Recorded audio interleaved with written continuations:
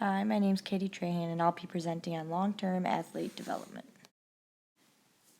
This model was created by Esteban Baye after assessing key problems with the poor performance of Canada's 2004 Olympic teams.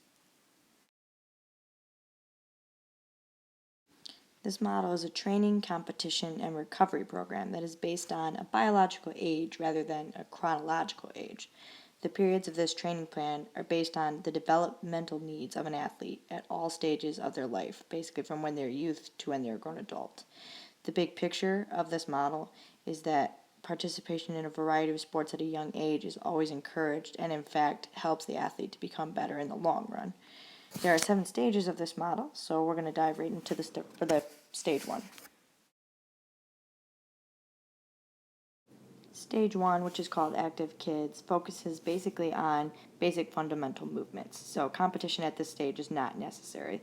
The only thing that matters really is being active and having fun.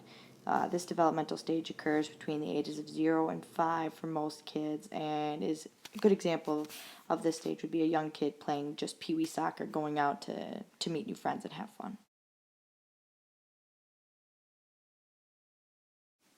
Stage 2, which is labeled as the fundamental stage, looks at building motor skills of an athlete and increasing an athlete's locomotive skills, basic ballistics, and overall balance.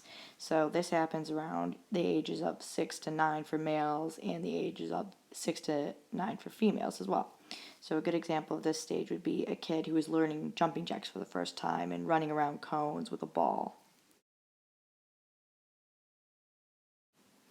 When an athlete hits stage 3, which is the learning to train stage, things get a little more intense because the kids are finally learning sport specific skills. So, a good example of this would be a kid learning to dribble a soccer ball around cones and then shooting on a goalie, or learning how to dribble with better footwork.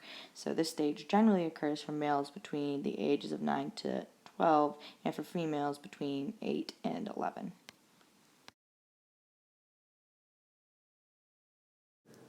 In stage 4, which is the training to train stage, an athlete really starts to develop their personal engine and skills. So intensity is low, but the volume of training becomes higher, so a good aerobic base can be developed. This could be anything from adding in long runs to a practice or adding in body weight circuits. So for males, this stage generally occurs around the ages of 12 to 16, and for females, this occurs around 11 to 15. Stage 5, or the training to compete stage, is where the intensity becomes a bigger factor as the athletes are optimizing their energy and skills without quite maximizing them yet. So coaches in this stage are less focused on volume and more focused on drills and higher intensity workouts. Most males in this stage are between the ages of 16 and 23, and most females hit this stage around 15 to 21 years of age. Stage 6, which is called the training to win stage, is where intensity reaches its peak and the athletes are now trying to maximize their energy and skills. So practices become more focused on getting the athletes to a very elite level, and games become more focused on playing to win instead of everybody on the team being able to participate. Males reach this age at about 19, while females reach it 1 year earlier at about 18. Stage 7 is the simple and easy stage of retirement. It's the final stage, and it's just about exiting the sport and doing things that continue to make your life happy after competing. Now, looking back at the model as a whole, we see that there are some pros that include the fact that this model is optimal for training in relation to the lifelong development and maturation of an athlete. It also increases and promotes younger kids' interest in recreation and competition, which leads to less youth attrition in the long run. So kids will stay in sports longer. The final pro would be that it increases an athlete's longevity in sports and in life because of the active way of life that it promotes in general. When we look at the cons, the biggest issue was that the model was very one-dimensional. It has been argued that this model is too focused on results instead of the optimal development processes. So, moving on from that, the second issue we see is that there's a lack of evidence to support that this theory is actually relevant, and therefore the data is restricted because it's mainly based on assumptions.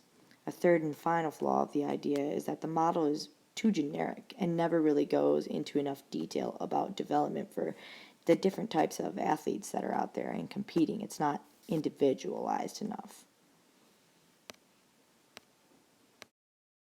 So overall, what we can take away and conclude from this model is that it would be a great base for any type of training model you want to create as a coach.